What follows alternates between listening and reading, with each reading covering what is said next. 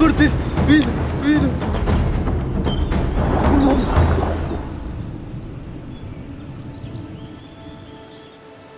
ಈ ಗಾಣಕ್ಕೆ ರಕ್ತ ಅಂದರೆ ತುಂಬ ಆಸೆ. ನಾವು ಹಿಡ್ದಿರೋ ಮೀನಿಗಿಂತ ಜಾಸ್ತಿ ರಕ್ತ ನೋಡೋದೆ. ಎಷ್ಟು ಹೊಟ್ಟೆ ತುಂಬತ್ತೋ ಅಷ್ಟೇ ಹಸುವಾಗತ್ತೆ. ಇಷ್ಟು ಮೀನನ್ನ ಯಾವತ್ತೂ ಹಿಡೀಲಿಲ್ಲ. ನಿನ್ನ ಜೊತೆ ಇದ್ದವ್ರನ್ನೆಲ್ಲ ಕರ್ಕೊಂಡು ಬಾ. ಯಾರಿಗೂ ಹಸುವಾಗದೇ ಇರೋ ಥರ ನಾನು ನೋಡ್ಕೋತೀನಿ. ಯಾರೂ ಇಲ್ಲ, ನಾವೊಬ್ಬನೇ.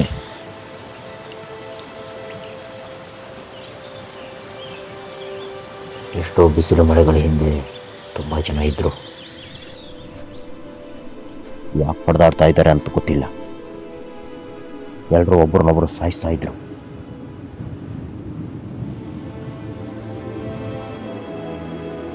ಒಂದಿಷ್ಟು ಜನ ಓಡ್ ಹೋದರು. ತಿರುಗಿ ನೋಡಿದರೆ ಯಾರೂ ಇರಲಿಲ್ಲ. ನಾವೊಬ್ಬನೇ. ಎಲ್ಲ ಕಡೆ ರಕ್ತ. ಅಲ್ಲಿಂದ ಇಲ್ಲಿವರೆಗೆ ಯಾರನ್ನೂ ನೋಡಿಲ್ಲ. ಓಡಿ ಹೋದವರು ಯಾರೂ ಬರಲಿಲ್ಲ. ಎಲ್ಲರೂ ಬರ್ತಾರೆ ಇದ್ರ ವಾಸನೆ ಹುಡ್ಕೊಂಡು.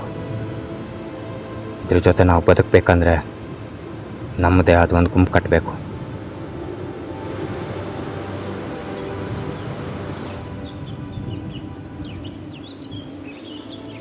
ನೀ ಹೆಂಗೆ ಬಂದೆ ಇಲ್ಲಿಗೆ? ಬದುಕೋಕ್ಕೋಸ್ಕರ ಸುತ್ತಾಡ್ತಾ ಇದ್ದೀನಿ.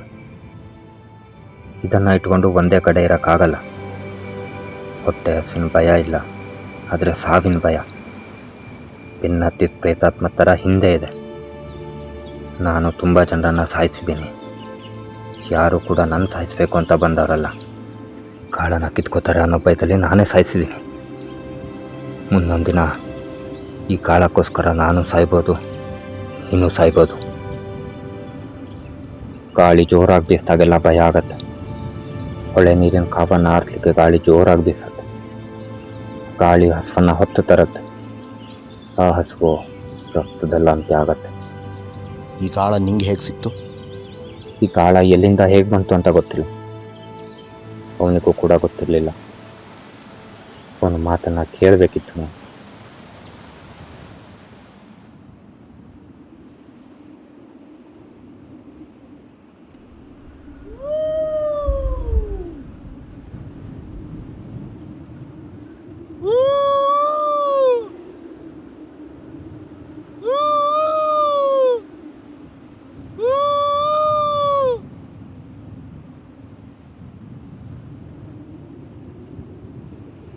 ಓಡಿ ಹೋದವರು ಯಾರಾದರೂ ಬರ್ತಾರೆ ಅಂತ ಯಾವಾಗಲೂ ಕೂಗ್ತಾ ಇರ್ತೀನಿ.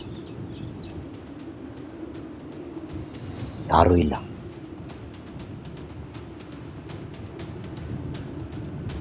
ಆ ಕಾಳ ನಾನು ಕೊಡು.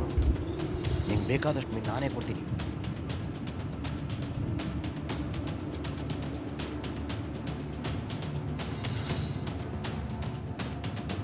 ಆ ಕಾಳ ನಂಗೆ ಕೊಡು. ನಿಂಗೆ ಬೇಕಾದಷ್ಟು ಮೀನು ನಾನೇ ಕೊಡ್ತೀನಿ. ತುಂಬ ದಳ. ತುಂಬ ಹಸಿವಾಗ್ತಿದೆ.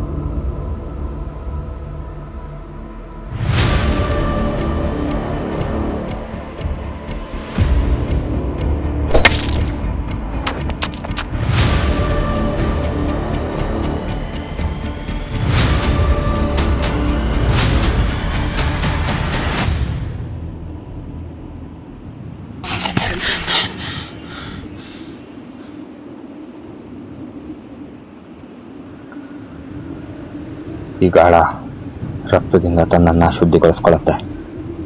ಇದನ್ನು ನೀರಿನಲ್ಲಿ ಹಾಕಿದಾಗ ಹೊಳೆ ನೀರು ಬಿಸಿಯಾಗಿ ಇದ್ರ ವಾಸನೆಗೆ ಮೀನಿಗೆ ಆಮ್ಲ ಹತ್ತಿ ಇದನ್ನು ತಿನ್ನೋಕೆ ಬರ್ತವೆ.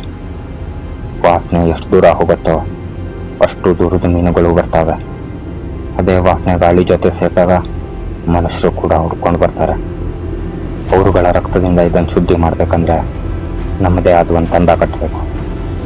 ಇಲ್ಲ ಅಂದರೆ ಇದು ನಮ್ಮ ರಕ್ತದಿಂದಾನೇ ತನ್ನನ್ನು ತಾನು ಶುದ್ಧಿಗೊಳಿಸ್ಕೊಳ್ಳುತ್ತೆ.